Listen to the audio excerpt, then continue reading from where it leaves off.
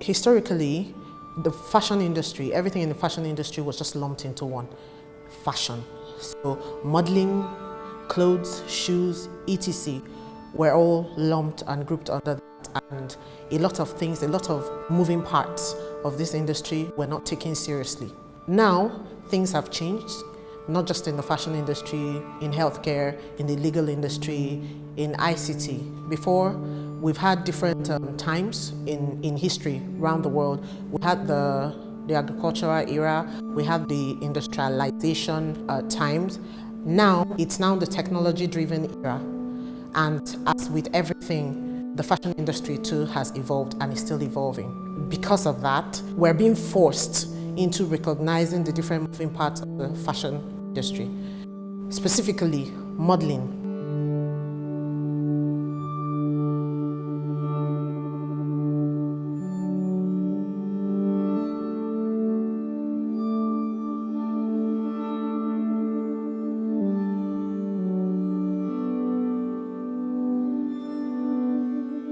My name is Mrs. Mercy Kevin. I'm married and I have 5 children. I'm a mother to a celebrity, Precious Kevin. She's an international model. It happened the year I give birth to her. I was pregnant here in Lagos, then I have to travel to my hometown as a first issue to give birth, and I give birth in Cross River State. Then after a while, we have to come back to Lagos and stay. And life was not easy. We moved from different houses to houses, and she grew. And each time I pray for her, I always tell her that you are my firstborn. I call her Adeze, it means presence.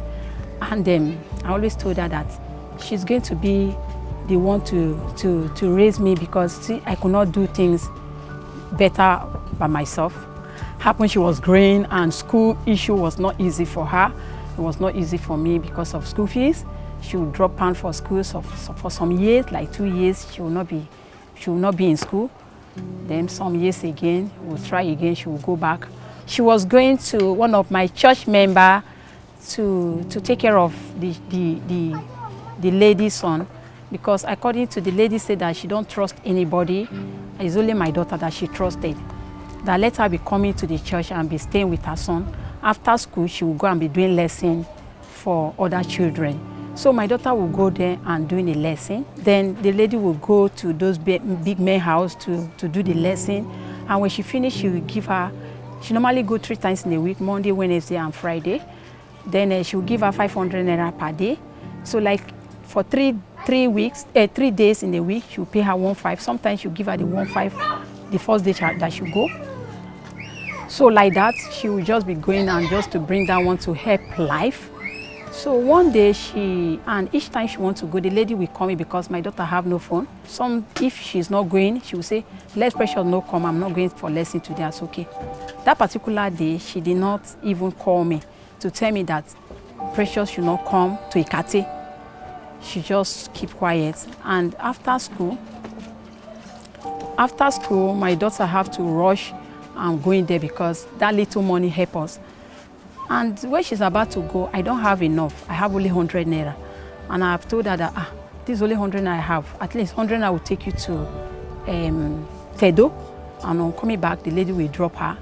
So getting to that place, the lady did not come. She waited till the time they normally close. The lady did not come. She have to start coming back home. And coming back home, no transport. She have to trek. So I was so frustrated because I had no money, and I was crying, and I was like, okay, I'm done with the life. What was running to my mind was like death. Just go and kill yourself. You don't have any meaning. Because I was young and I had so much responsibility. So I felt really frustrated. So I met Miss Aisha Bello on my way home. She drove close to me, and then it was like December, so I was scared if she was gonna kidnap me. So when she was like, hello my darling, I was crying and I was looking so rough, and I was like getting ready to run. And I was behind her, she was walking, and I said, oh wow, she's got skinny legs, she looks tall. And then I got her attention. I said, come, she came. So when I could hear her voice and it was a lady's voice, I turned back and I saw her and she was like, "Hello, my love, how are you?" And I was like, "I'm fine." So I was crying and I was looking so rough. And then she was crying. I said, "Why are you crying?" She said, "Oh, that there's this lady she works with, and then she was meant to go to church to help the lady carry the kids, that she's been doing that for some time. And then the lady pays her. And then she's been to church. I think she went to church 3 days before and 2 days before. And then the day I met her, and she didn't see the lady and she was expecting to be paid. And she was walking home at that time. And I said, "No, you can't walk home. It's dangerous, you're a girl." She asked me what I was doing. I told her I'm still schooling, and she asked me if I was going to be a model. I said yes, but I'm not ready because I'm still in school. So she gave me her card and told me whenever I'm ready I should give her a call. So that's how I met her. And then I gave her my card. I paid for her transport. I said, "Go home. And when you get home, I need your mom to call me. I don't want you to call me." And when she came home, she gave me the card. She said she met somebody and the person gave her a car. I was like, card. I just took the card and I dropped it inside my Bible. I don't even bother. And I kept the card for like 3 days. I was praying over the card.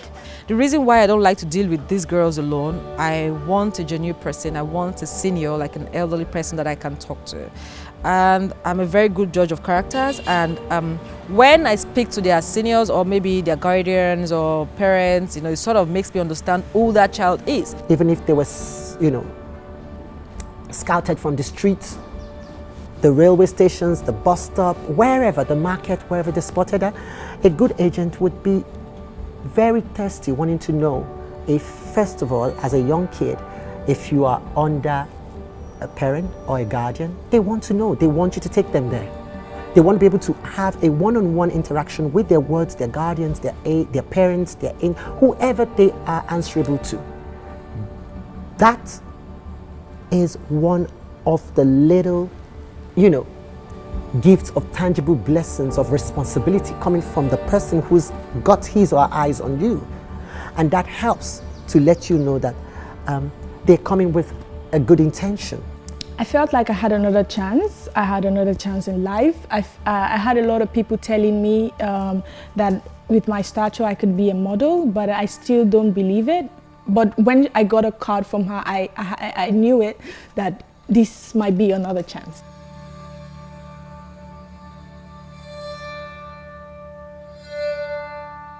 After the 3 days, she was like, "Mommy, have you called the lady? Have you called the auntie?" I said, "No."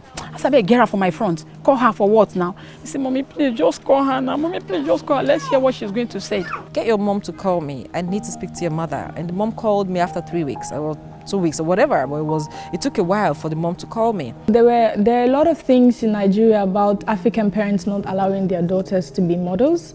And they're like, if you're being a model, you're being a prostitute, or like a lot of crazy things. So my mom was happy when she heard that Aisha gave me a card, and she was really happy that she wants me to be a model. But my neighbors, my dad, my pastor's wife, everyone was against it, that I cannot be a model, that is a really bad thing, that I shouldn't be. So it took us quite like almost a year to get a contract signed. First, I had a first contract. My dad said I wasn't going to be a model in his house, and I gave it to my pastor wife to sign, and she never signed it. So I got another contract, and my mom was so frustrated. It was like, I think it was like 9 months or 10 months, and she was so frustrated, and she just took it. I was thinking how to feed the phone because I don't go to school. I was like, how am I going to start? Where am I going to start? So there's one of my brother in Christ, and I called him. When the guy come, Moses, he said, Mommy, I have a son, but I don't have a girl. How I wish my son is a girl, and she's grown up to this stage. I will not even waste time for a minute to sign this form. Mommy, this is where God is going to help you. God is going to take you out of your situation, what you are passing through in life. God wants to change your story. I said, oh, Moses, so you advised me to fill the form. He said, yes, Mommy, let's fill this form. And the boy immediately, you have to start filling the form. And she signed it, and she prayed for me, and she's like, go and become who you were meant to be. She was so proud. Contracts were signed, and that was how I started managing Precious. And then I had to groom Precious.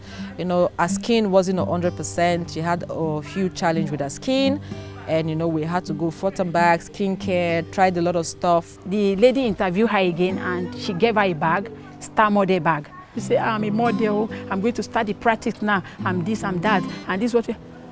I say, oh, by the time you start going now, transport, oh, she said, Mommy, don't worry. Sometimes they say they are going to embassy, they are going to where to do for, international passport and all that. I don't have the money. I don't have the money. Where will I start from? Miss Aisha will say, Mommy, don't worry. So it was quite difficult because I had no money. We end up drinking Gary every day. I have no money at all. So there was nothing with me to start getting a passport. So I had to like meet Miss Aisha and tell her that I have no money and we have no savings. So there is no way I can get money to start getting a visa. So she told me she was gonna do it. So she handled everything and I'm really happy she did. So everything was on her. And I was like, oh my God, I guess I'm favored. I'm so happy. She take Precious like her younger sister, she take Precious like her daughter. She do everything for Precious without my knowing. You know, when I moved from being a model to owning a modeling agency, I've always known who I am right from when I was a child. I've always known myself, I've always understood myself. And like I said, I believe the promise I made to my mother the day I lost my dad. Because the day I lost my dad, my mom came upstairs, she screamed, and then she fainted. So I didn't cry, I was watching her. My elder sister was crying and rolling on the floor and I was watching them. So I told my sister, I said, you need to get up. This is not the right time, eh? We need to put mommy together, eh? Don't be rolling on the floor. So when my mom woke up from the old drama, I held my mom's face. I said, Mommy, don't worry, I'll make you proud, yeah? I don't want you to cry again. I was just 13, but I don't know what pushed me to say that. And my mom looked at me and she stood up. She walked into the sitting room. And you see, from that moment, I feel like, aside from that, the fact that she found out later that I got into modeling and she was sort of disappointed, I called my elder sister, may her soul rest in peace, Ramat. She's my immediate elder sister. I called her and I told her, I said, please call mommy. Call mommy. I don't know what to say because mommy is going crazy right now. She's screaming. She's angry. She didn't. So my sister knew I was coming to do modeling. She knew I was coming for modeling stuff in Lagos. I had been coming for it, and she's been giving me money to come to Lagos. And she was always giving me money to come to Lagos. And she knew. She was the only one that knew about it. My mom didn't know. So I had to. She had to call my mom. She spoke to my mom. Told my mom to calm down. It's not a bad thing. My mom should relax. At least she should hear from me. So I told my mom, I said, Mommy, I want a car. Please, calm down, please. It's not that bad. You just need to take it easy. My mom said, I don't care if you want a car. What are you doing in Lagos? Then I just didn't know what to say. I just started asking for forgiveness. I said, Mommy, forgive me. I sort of apologized. I told my mom to forgive me. And then I explained everything, how it started. And I'm sorry, I get emotional every time I talk about my mom.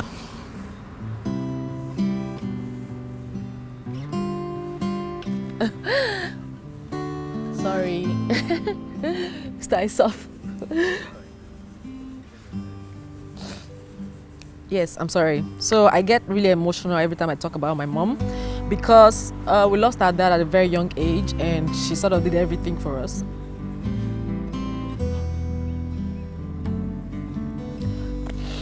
And she sort of did everything for my siblings and I alone, and I knew the struggle she went through. So I felt like I had broken my mom's heart. And the day we lost our dad, I made a promise to her. I said I was never going to hurt her.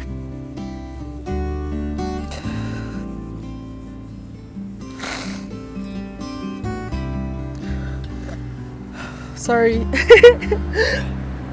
So the day I lost my dad, I made a promise to my mom that I was never going to hurt my mom. So when I did that, I felt very horrible. I felt so bad as a child. And then I worked so hard to make her proud, to make her happy, to make her, every time my mom sees me on TV, she's like, I saw you on TV. I saw you on newspaper. The news is talking about you. She gets really excited about it. And I love it. I always loved it whenever she calls me and says all that. And you see, that promise till today still keeps me grounded, still keeps me going. I always want to do things that will make her happy. I want to make her proud. I've changed my mom's mindset totally about modeling. I've changed my mom's mindset totally about the entertainment industry, the fashion industry. I've changed my mom's mindset totally. Even though she doesn't really know so much, I lecture about it. So aside from the business angle, the part of the modeling, I use my own experience, I move it to my girls and sort of shapes them with it. As we are staying here for manage in our life, my daughter was like, Mommy, don't worry. She got one small job. She was managing a job with India. She said, Mommy, don't worry. The way I'm seeing, the way Miss Aisha is talking to me, it's like I'm going to travel very soon, very soon, very soon. Mommy, pray for me. I always pray for her. I pray for her. And last year, during this time like this, she was like, Mommy, by January or February, I'll be out of the country. I say, wow. Hey, I say, oh, I'll be very happy, oh, because, hey, now, wow, means this, hey, I say, okay. So you will be travel to where? She said, hey, the way she's saying it, because the agency that are picking her from London, all those places. I said, hey, we have never ever got before. I said, okay, I pray for you. Where I've not been, I pray for you that you will do much better, because the suffer that I suffer in this earth, I don't want you to suffer. And if God take you there, I thank God. Well, the first time I went to Precious's home was in the house we saw, you and I. It was another house, and I remember I went there with a friend, and my friend was crying. People live in this kind of condition. I was very emotional, and I told Precious the next day when she came to the office, because I actually surprised her. I went to her house. I didn't tell her I was showing up. She gave me the address, so I was passing. I'm like, okay, let me just stop by today and say hello to Precious. And then I went to her house, and what I saw was unbelievable. And I told Precious the next day when she came to the office, I said, Precious, you are amazing. She said, Miss Aisha, why? I said, because look at where you live. You are so grounded. You are so normal as a child. Very clean, very peaceful. You would never know she comes out from such a community every day, such a place every day, you know, and the community, the environment, it just wasn't cool at all. And I told Precious, I said, you have to be serious with your life. I understand that you want to be a model.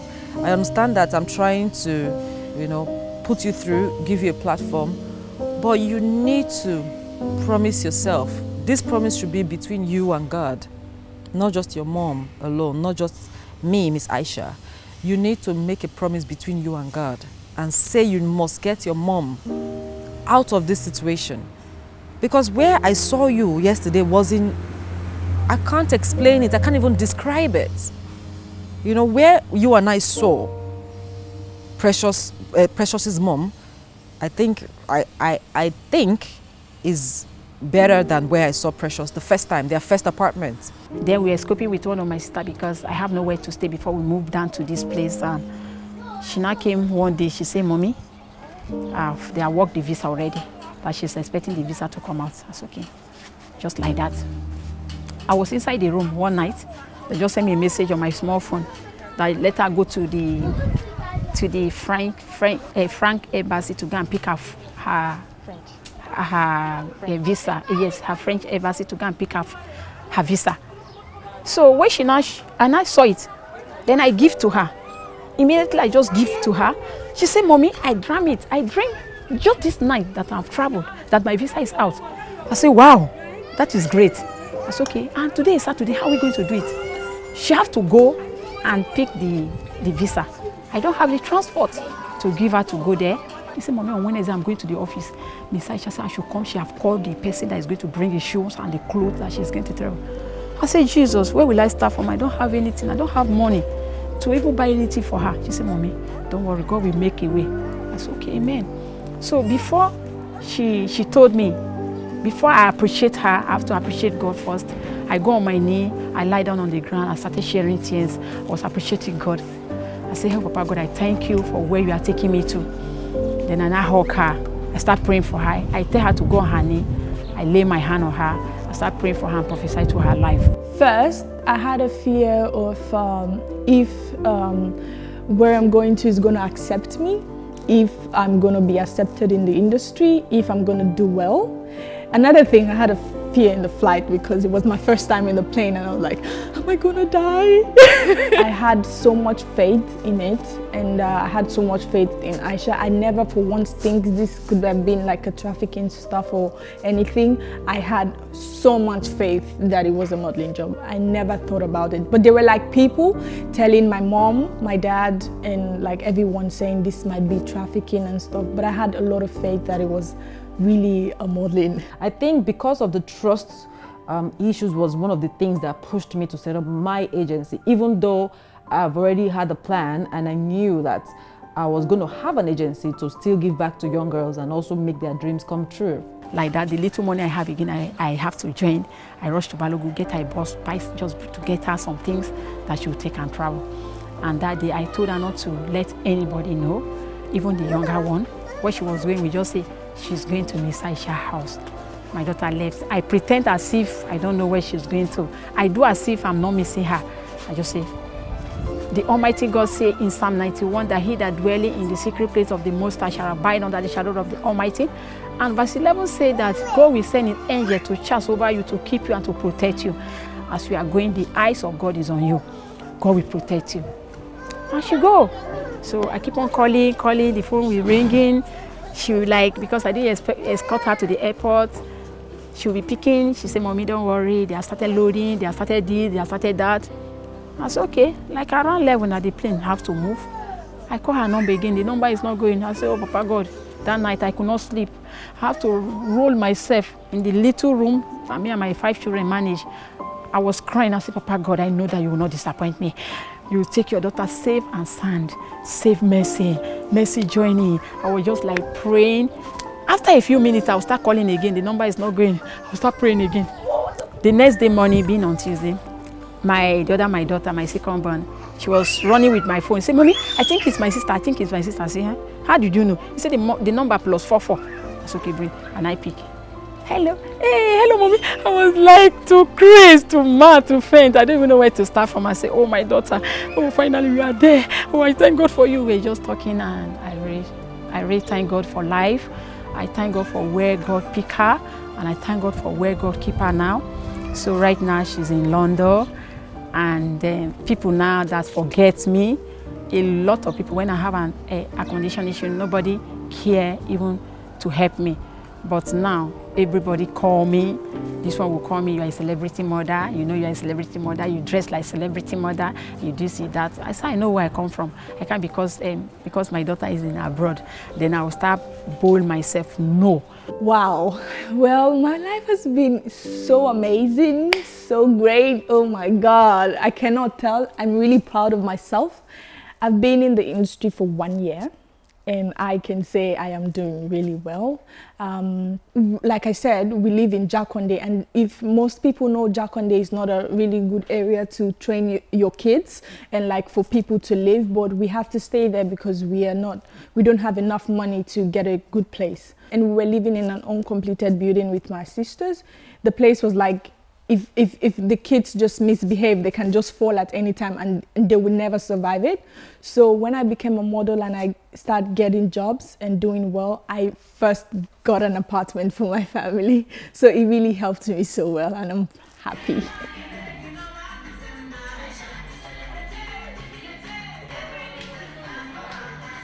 And that was it. She got placement in Paris, London, New York, Spain, Germany, Milan, and we started working on her papers. Well, oh God, girl has done amazingly well. Oh my God.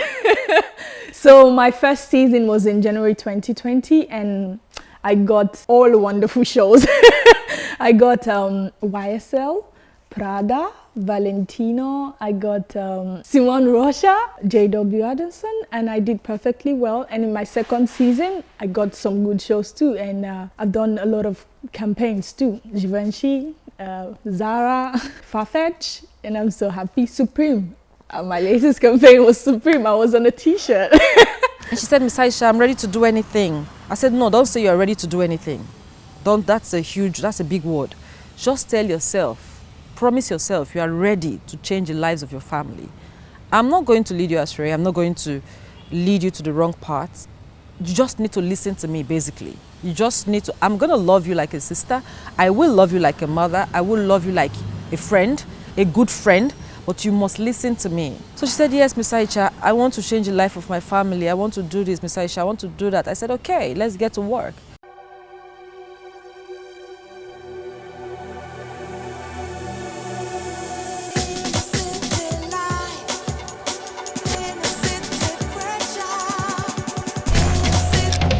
There's a world out there to discover.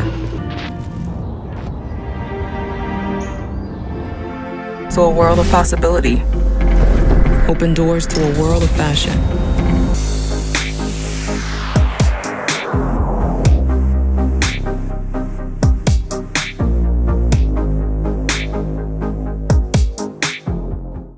Hi, my name is Olufunke Okmakule and I'm a Nigerian international model. Funke was actually scouted at a salon where she works in Ikorodu. Ikorodu is a community in Lagos State, and she works as a salon girl. A good friend of mine, Bumi Ademokoya, called me and said, Aisha, there's this girl, you need to see her, she's stunning, she's tall, and neck, oh my God, unbelievable. I said, okay. You know, Bumi was a professional model as well. Now she has her own shoe company where she produces shoes. Once a model, you're also going to be a good judge of a good model. I said, bring her over. I've always dreamed to be a model, a medical doctor. Till I got to SS2, yeah. So when I got to SS2, I had to repeat a class and I kept on wondering if this is my path in life. So I moved forward with the mind that I was going to be a medical doctor. So my first year of JAMB, I did the JAMB, I had the cutoff mark. The school I chose, I had the cutoff mark, but there was no admission. Same thing second year. So I was on it till I just thought that since people have been telling me that you have this potential to be a model, why not just put into it? So that was what I did. Yeah, I did tell my parents about being a model, and their reaction was sour. They were like, no, you are not doing it. So the thing is, Funke isn't the only one with such challenge. Most of my models had this challenge, but you know, that's the reason why I go out of my way to make sure they're on the right path. Up till now, I don't really have the freedom to move around on my own unless I'm outside the country.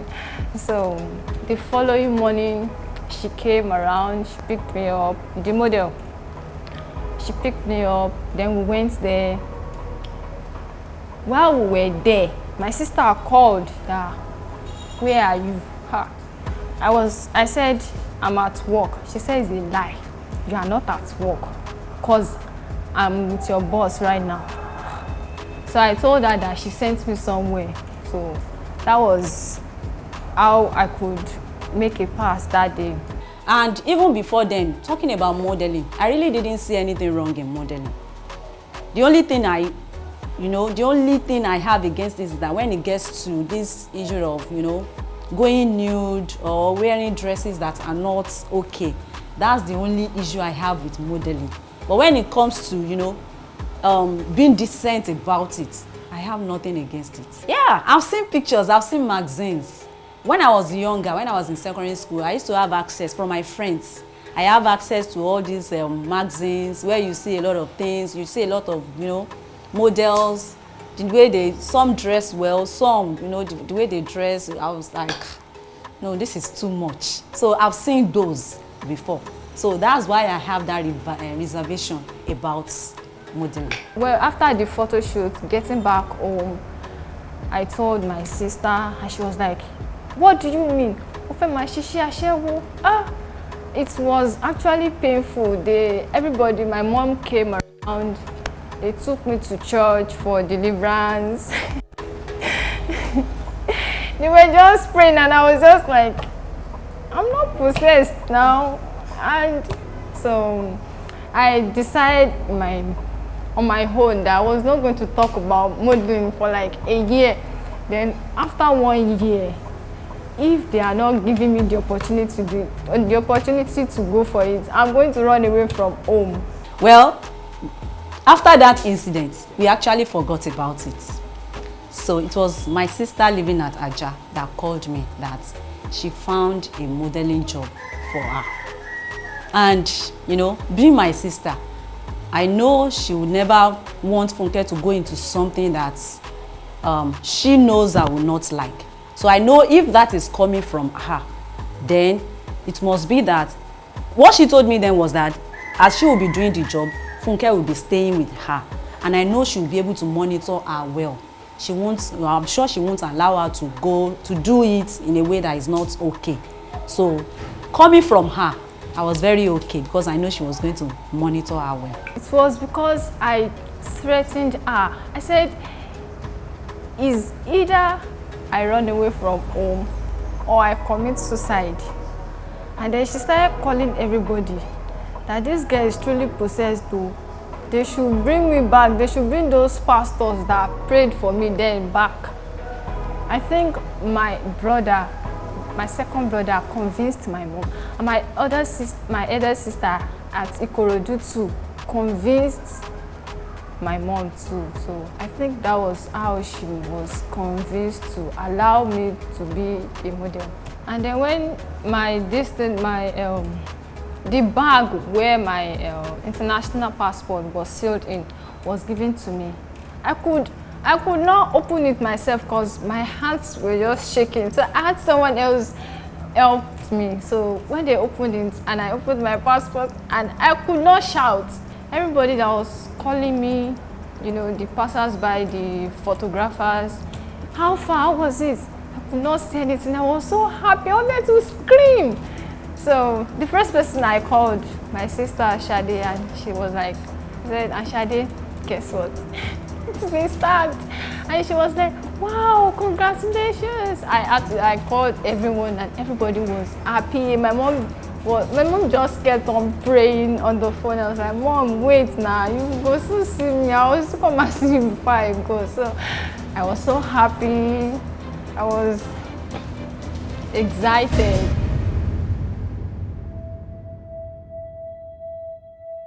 And one of the things I told Funke, I'm like, I understand your family is giving you a tough time right now, you know, sort of letting you do modeling, but aside from promising them, this is also a promise you need to promise yourself, that you would get out there and make them proud. You get out there and not be influenced. You would get out there and sort of influence people instead, being good, being better. So don't get influenced. The only way to make your family proud is for you not to be influenced, but for you to influence people in a better way. At the moment, Funke is in Japan. She just shot the Vogue Japan. Funke was in, before the pandemic, Funke was in Italy. She went for the Gucci. Gucci actually flew her from Lagos to Milan for the job, and she was with an agency in Paris.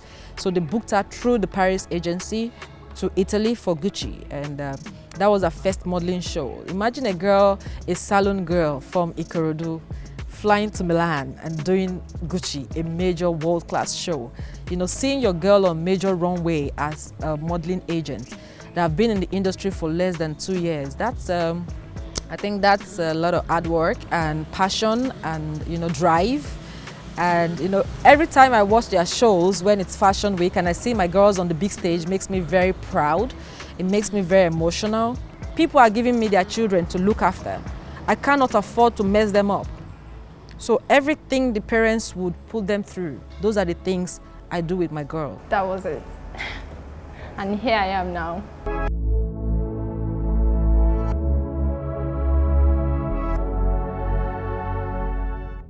I'm Karen.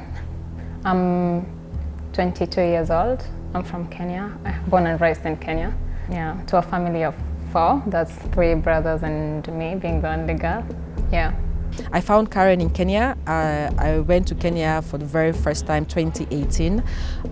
Beautiful place, amazing weather, amazing people, nice environment, you know, very cool, models very polite, people extremely polite, you know. And then Karen sent me a DM and said, I saw your casting advertisement on Instagram, can I come? So I went there and that's when I met them. But then when I went there, I got so scared because, you know, everybody has been telling you, oh, Karen, you can be a model, you can be a model, you can be a model. I personally want to be a model, but I know I have the potential, but I don't really know what it takes to be a model. So, because I never tried it in Kenya. So when I went there, I got there and I see this group of so many girls, and I like freaked out. Because when I was heading there at first, I was like, oh, maybe I'm gonna get it. But when you get there and you see everybody lining up, waiting for the same opportunity as you're going for, I got really scared. And that's when I met them, and luckily they signed me amongst like other girls here. So when I checked on her Instagram, I didn't really see any picture that looked really impressive. It was just one picture. And I'm like, anyway, I'm here and it's a casting. I don't have anything to lose. Come. The moment this girl showed up, unbelievable, stunning, legs. I'm like, girl, you are beautiful. And then she came, we took her measurement, took her pictures, and that was it. As parents, we had decided that by looking at our daughter, how she was behaving, it was our wish that she takes a medical course. So we thought, with God's wishes and blessings, she was going to become a nurse or maybe a doctor. But in the course of time, as she was growing up, she portrayed some traits of being a model. So it is like we actually shifted our interest to her interest. So eventually, it's like she was not actually going to become a medic the way we had planned. She became a model. Okay, I didn't share it with my mom at the beginning because I was kind of scared about how she would react, because we all have this mentality that modeling isn't really a good and amazing thing in Kenya. That's from where I come from, that's how people think. So I didn't really tell my mom at the beginning, but later I just still had to tell her. Yeah, it got to a point that I told her, and she wasn't surprised because she knew that what I wanted, but I was scared when I was telling her, and her reaction was really amazing because she was in with me, and she was really happy about it, and she got happy about it, and she supported me all through. It was hard. Ilikuwa ngumu kwetu. It was very hard for us because being the only daughter, the last born, we were so worried. You don't know whether the girl will be in the safe side, this girl will be in the safe hands. But what we did, we do pray so much.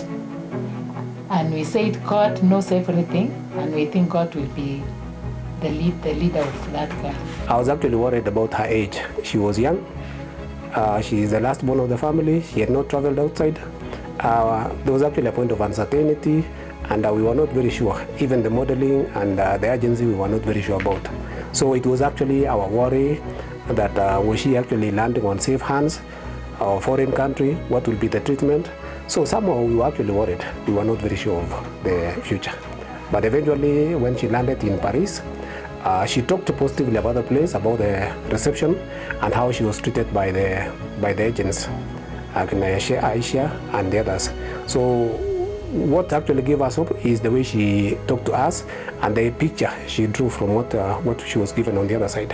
And I got signed like immediately to Paris. So when I got signed, I was like really scared, and I was like, how am I gonna tell my parents more so that I'm still in university? And my dad, I was scared of my dad more so because he's a teacher and he's really into studies, and for me, I'm into it, but at that time I was thinking about the opportunity in my way. But when I broke the news to them, they were okay with it, and my dad was kind of, oh, how about school? But at the end of the day, they all supported me, and it was amazing. It is out of that phase that I came to realize that what she was actually pursuing was now coming true. It was actually becoming a reality. And I actually appreciated the fact that she had actually done that decision, and I was actually looking at it as one exit for success. So she was actually becoming successful in her decisions. She was also achieving her interest in life, and I actually appreciated the fact that she had done it, so I accepted. Even my mom, though she wouldn't show it, she was just riding along, but I'm sure she was scared too, from the way she would call me and you're like, are you okay? Yeah, but it's just that fear that they were all like, oh, our baby, yeah, I'm the baby, I'm like the child at home. So it all were like, oh, maybe we are sending her to a place none of us knows. So I guess they were scared about it. But even though they were scared, they were in it with me. They were just always there supporting me all along. So I think that was the best part of it. And Karen moved on. Karen has done so much. I'm so proud of Karen. At the moment, as we speak, she's in Sweden shooting a major campaign. You know, Karen moved from Paris to London, making crazy money, back to Italy, back to Paris, flew to Dubai for a major magazine campaign, came back, you know, she's happy, she's doing what she loves, she's living a dream. Actually, it's been really amazing. It's been it's been it's been tough, but it's amazing at the same time. Being a model is not like an easy job, so you still have to put it's like putting everything in it. So it's been really amazing. The whole progress at the beginning, it was amazing, and then it got to a point where I felt like, oh, maybe everything is getting slowly and rough. Because it's not only about the booking of the jobs and making money. There are a lot of other factors. Sometimes it's loneliness. Sometimes you miss home so much, you're so young, but you can't go home because your agency says you can't go home. So there are lots of factors. There are really a lot of factors that contribute to model being depressed. But yeah, I had such experiences. And I also noticed that when the jobs start to come, you start to have fun. And really, when you know that the jobs are going to come, into depression or go into that kind of frustration, when you know that you believe in yourself and you're confident in yourself that eventually you're going to make it. It might take a while, but then you are going to make it. I think we just kept on pushing with my agents, and now everything is okay. I feel like I'm in a position where I feel proud of myself, and I'm really satisfied with how everything is going on. And I'm also extremely proud of Karen. Karen is building a home for her family in Kenya. And the day she told me, I said, Karen, I'm so proud of you. I'm so proud of you. You can't go out there, be a professional model, be a top model, and come back home empty-handed, you know? Elevate your family, give them the better life, you know, give yourself the good life. Yeah, as an African man, normally you'll be expected to build a house for yourself and for your family. So when my daughter talked of building a house, I thought I should have done it. But then, it's like I was actually overtaken by fence because I had already collected the materials for construction. We thought of building a smaller house than the one she proposed. But then, later, we accepted because she came up with a bigger plan, a bigger house. And we thought, even though I really struggled to build, I will not actually do to the size that she came up with. So we accepted the fact that she was going to do it, and she also encouraged me that I want to do it for you, Papa, because you've done a lot for us. So as a family and also as a parent, we are accepted the fact that she was going to do it, and we appreciate the fact that she is doing it. It is actually part of our success and the success of all of us as a family.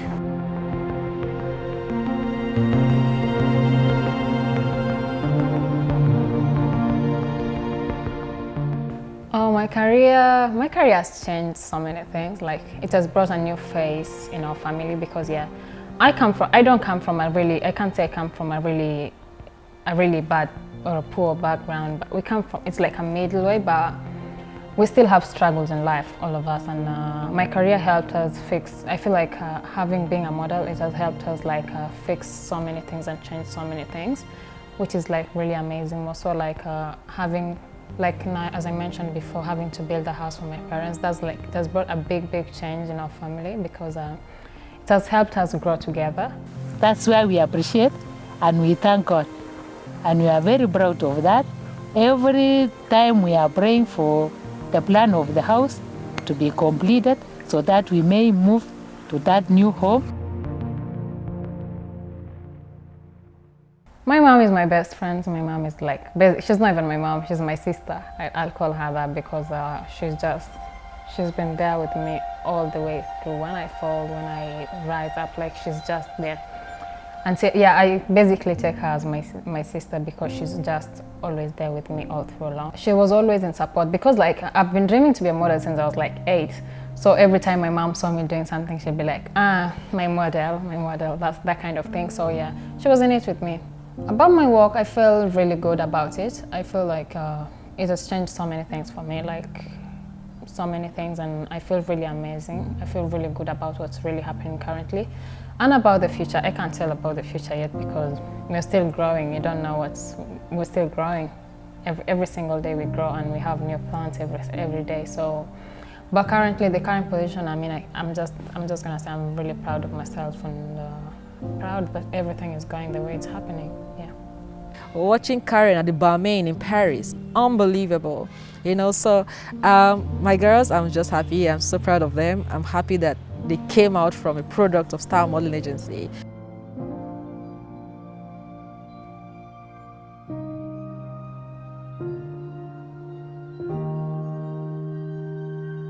I'm Mojisola Oshinuga. I'm from Ogun State. I'm a Nigerian and I'm 19 years old. Moji is a very homely kid, very amazing, extremely intelligent, peaceful. I was discovered by Miss Aisha's friend in my mom's shop. She's like my mommy's daughter in the market. So one morning she came to get something from me. And when she handed money over to me, I felt like I was close to her knees. And I said, well, come down from the stairs because you are my junior, you can't be taller than me. And we just laughed about it. So I said, I know somebody who is going to love you. I took a picture of her, I saved her picture for like 6 months on my phone. And then one day I was going through it and said, let me speak to Aisha about this girl. I know she's going to fall in love. So I said, okay. She sent me the girl's picture. I'm like, super stunning. Can she come into the office? And then Moji came. Moji came after, I think, a month or two. It took a while. She came with her dad. I want her to be a nurse, but because she's a science student, so before she said you want to be you want to read as a pharmacist, you want to be a nurse. My mom disagreed. She said modeling are for prostitutes. I don't want to accommodate before because I'm afraid. Moji's parents were very strict. Our family was just very difficult. Because I think it's Ashewo people that are doing it, but I don't know that it's very educated people that are doing it. So it's her that encouraged me and talked to me that I should release her. So there is no problem. That is why I release her. The mom was, no, not gonna happen. Not that modeling that I've been hearing about. I know what they do. When Miss Aisha said I should come last year, October, my mommy said no, that she cannot go, that somebody she did not know, she cannot allow me, so I cannot go. It was now my brother that convinced her, but she's still yet. She said no. I react. I say no, I don't like it. Because I'm hearing people in television, in everything, as a Christian, say they will not dress normal. They will use them as Ashewo people when they travel. They will use them. So that is why if I discourage her, I say no. But when she continued to talk to me and she tell one of my sister, so that one come and tell me, encourage me. That is why I say there is no problem. And after convincing her for like 4 months and speaking to one of my other market sisters to discuss with her, she decided to allow Moji go there. So when I say his daddy say no. So when I continue to encourage him that I know Mami Ayo and my sister, they have talked to me. So his daddy follow him to Aisha place. He wants to know the place. He follow her at least 3 or 4 times or 5 times before she release her. Yeah, a lot of parents didn't want their children to model. And apart from that, you know, Nigeria is a peculiar nation. Okay, you have parents, you have youths who practically will do what they want to do, regardless. And you have the ones whose parents will not want you to do modeling or, you know, the creative industry or whatever. They want you to go to university. Forgetting that when you graduate, I always believe you go to university, but also when you graduate, you should also have, you know, something to do with either the creative industry, because this is where the money is. This is where independence comes from. But I had a lot of roadblocks, a lot. And I was shocked when I got to South Africa and started ISIS models. I was actually shocked to see that they were at par with Europe. I mean, there were so many jobs coming out of South Africa, so many. Even the European nations, some of the European, especially like Germany, they still shoot their adverts in Cape Town. So Nigeria is not on the same level with South Africa when it comes to modeling. Definitely not. It's so sad that we don't have a body that actually, Aisha tried to do something, you know, in terms of helping the models and whatever. But we do not have a governing body, you know, like a fashion council, which I've always said that we must, as a nation, have a fashion council. I tried to register fashion council about 10 years ago, but the word council, you know, because of during the military regime when you had the Supreme Military Council, they never wanted anybody to use the word council. So, I mean, it is sad. And this is where the talents are. The talents of the world are right here in this great country. To be honest with you, we are the best in the world. And it's not because I'm Nigerian or I have Nigerian models, but I've seen it. If you compare us to other models from other parts of the world, well, some other black nations, the models always look alike. The same dark skin, you know, and you know the same body, same fat face, the same lips, the same eyes, the same nose. But in Nigeria, you can actually scout 1 million models, and they all look different. That is variety, and that is key in the industry. So there's nothing you look for you can't find in Nigeria. If you need someone that looks like a Sudanese, you can find them here. If you need someone that looks like someone from Puerto Rico, you can find them here. If you need people that look like people from Sudan, from Senegal, you can find them here. It's a huge market, and the future is as big as modeling can be anywhere. Nation of 200 and plus million people. A lot is going on here. And I hope that very soon that we'll begin. I mean, look at the talents. Look at the talents. Aisha traveled with me a lot of times. I remember the last travel that we had was going to Berlin. We had so much fun. That was when Germany won the World Cup, and the whole street was jammed. We were there in Berlin, and you know. But the youth of this country are yearning for something that they can. I mean, we can do it. It's a big well of hope here in Africa. The modeling industry, there is a massive hope here. That's why it is so yet untapped. We think we have, but we haven't. And the ones who are just few, who have been relentless over the years to ensure the consistency of this trade, this career path, this job, the creative part of it,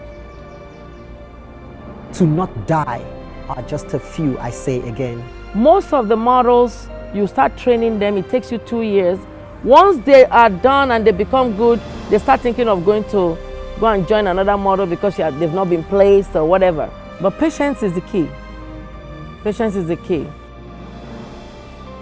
People need to understand coming into this industry that they are all obliged to do something, if not for themselves, for the protection of others. So start with the children. You don't just get a child and dump them into modeling without somebody guiding them. A child needs to have a guardian coming into this industry. If it's not their parents, it has to be somebody who has been legally designated to do so. And to legally do that, there are expectations. For instance, in Nigeria, we have the Child Rights Act. You know, that's the law that specifies how children are to be treated, the rights of the child, how they are to be protected. So if you're coming into this industry, it's important that you familiarize yourself with this law. For me, we have a development stage in the agency. We have from development 1 to development 10. It's very important for everyone, not just the parents, to pay attention to contracts. Because if you don't at the beginning, you will pay attention at the end, and then it might be too late and way too expensive. So for children, it's extremely important because they do not, you as parents, you speak for them. They do not have a voice. they usually don't know what they want. Even if they did, they still require guidelines. So I know in these climes, people are driven, mainly because of things like poverty or something else, or for the want of a better life. So because of that, you rush through.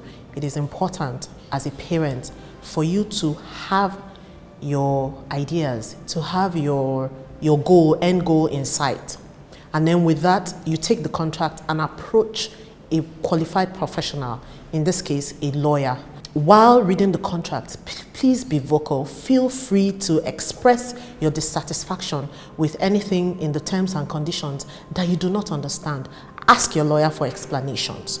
Read every line carefully. Read not just the lines, read between the lines, above the lines, below the lines. Make sure that your child is not going to be sexually exploited or even exploited through labor. You also have to ensure that whatever agreement, whatever contract an agency is going to sign for a model has to be tailored to ensure that exploitation is not there. The moment exploitation is established, that person has run foul of the law. And that is where we will look at that person to be a potential victim of human trafficking, because that person has been exploited. Now, not just any lawyer, lawyers with expertise in the fashion industry who understand what the evolutions are. I wouldn't blame any parents who is not letting their child go into modeling. I wouldn't blame them because they are acting on the knowledge that they have or the knowledge that is available to them. If they do know any better, I want to believe they will also act and behave differently towards their child picking up a career in modeling. But if I have to advise the parents, modeling is not prostitution, it's not doing drugs and all of that. That's not what it's about. In every industry, you will have bad people that stain and soil the whole effort of people trying to do good. Modeling is a huge industry, massive industry. So I'll tell them to look out for the good agencies. Make sure you find out about the agency, what have they done before, who are they, who are the people behind the agencies, what is their story, where are they coming from. You need to find out about all of those things. And don't think the agency is trying to do you a favor as a parent. It's business that they are into. So they need to bring forth some sort of contract. You need to look at it, take it to a legal practitioner. You don't have one, look for someone.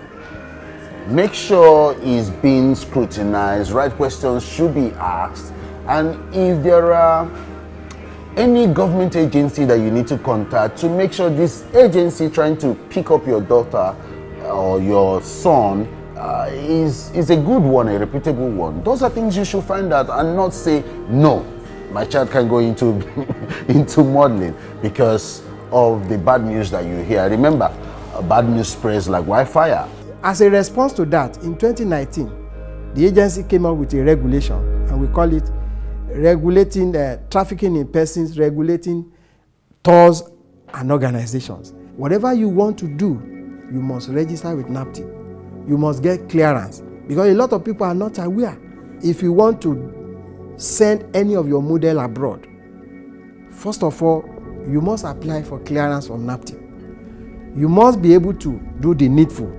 And by the time you get that clearance, that model is free to travel.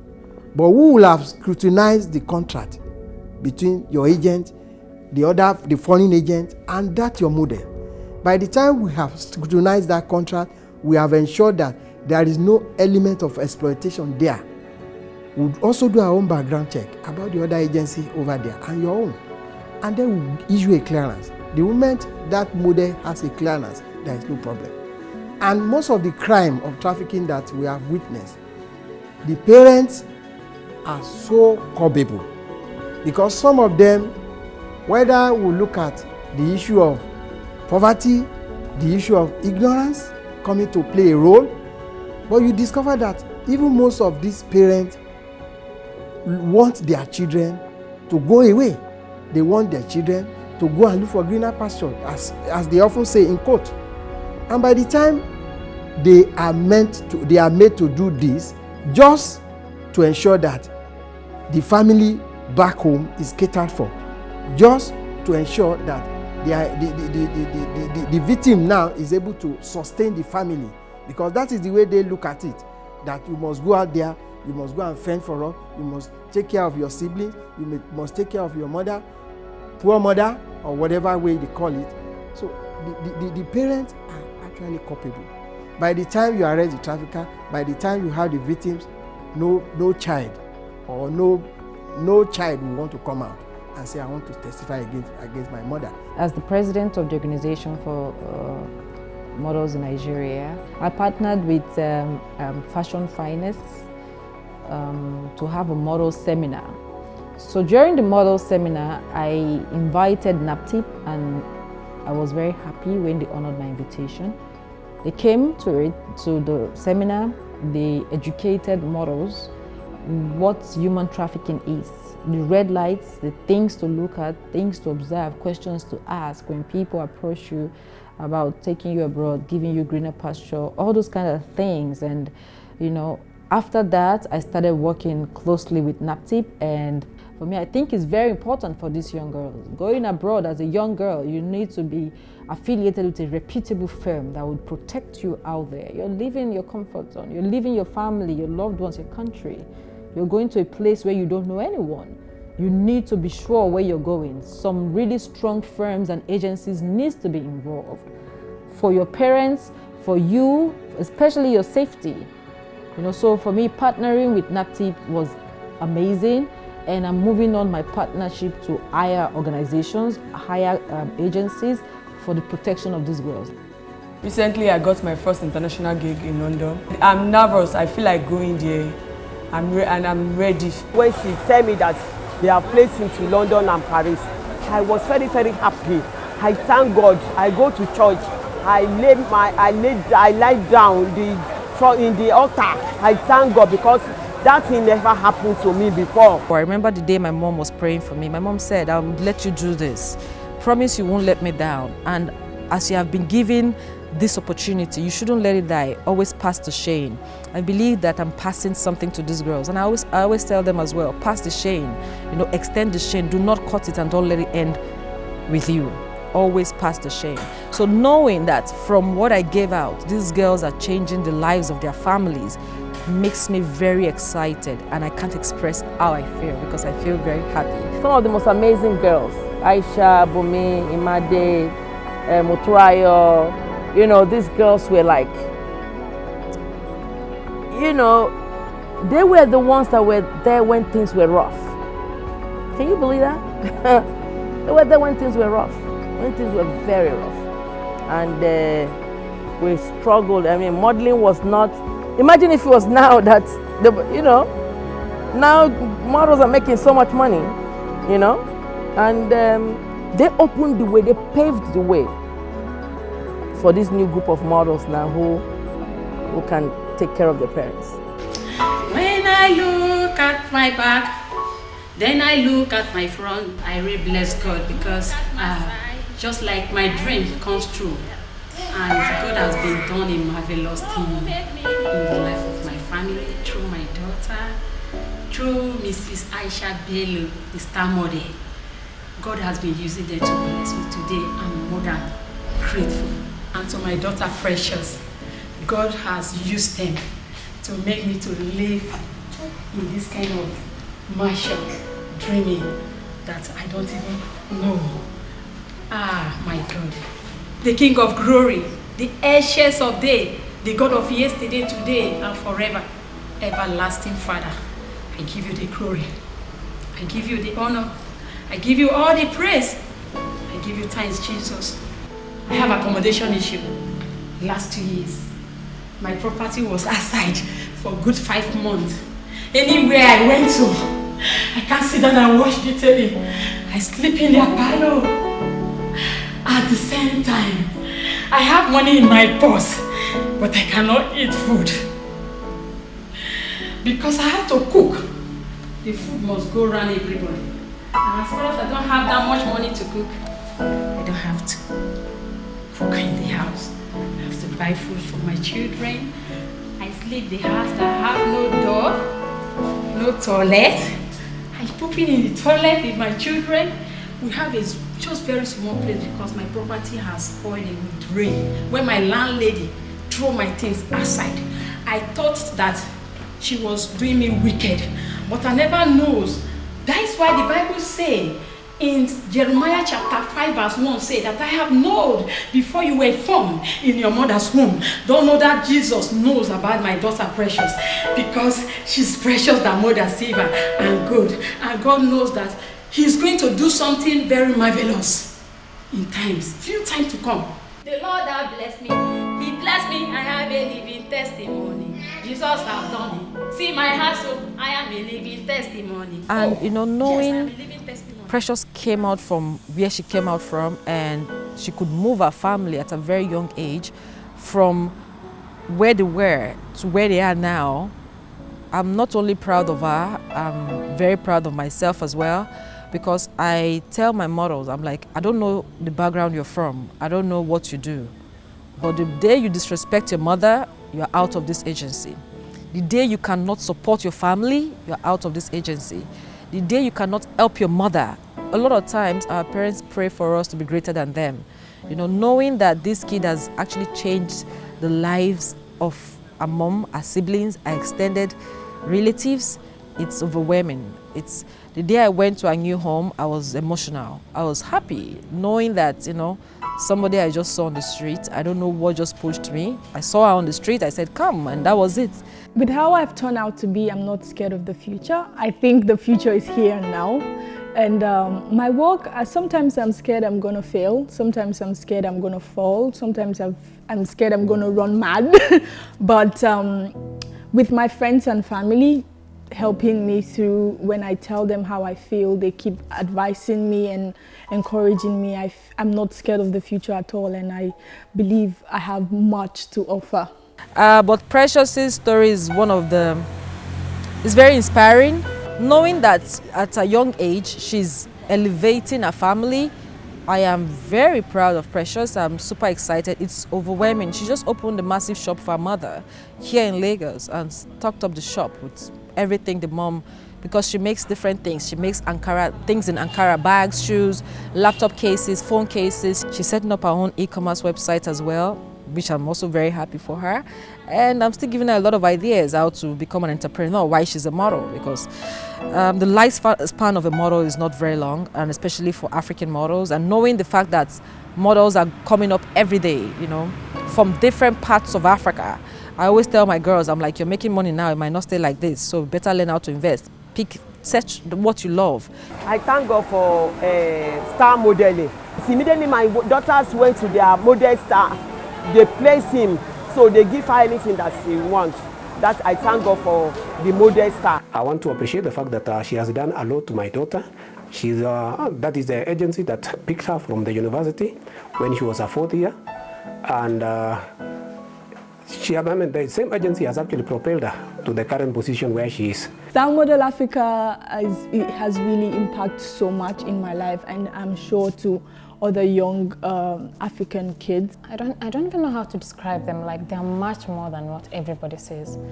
They're like amazing. They bring up, it's just like they help so many young girls achieve their dreams. Yeah, they're just so amazing. They see potential in you, and they help you really achieve it. I feel the excitement from the voice of these girls, you know, from the voices of these girls, and it encourages me to move on and to do more. There is so much to be done in Africa. We have a whole lot to give. We haven't even started yet. So yes, there is a massive hope. There is hope here for the modeling industry, the beauty industry, the fashion industry to thrive. What? We keep doing what we're doing silently, quietly, touching lives. Agbani was touched. Aisha was touched. Linda Ikeji was touched. Yuri Jones Ogbechi was touched. Ayo Ohurogu was touched. Tunji Alexoni was touched. Frank Oshodi was touched. It's endless, the name. Oluchi Onwegba, touched. It's about the faces that saw us. They believed in us. And when they see us today, if some of them or most of them are still alive, I'm sure they would be smiling. We may not have come perfect and achieved all of our dreams. Where we were 10 years ago is not where we are today by His grace.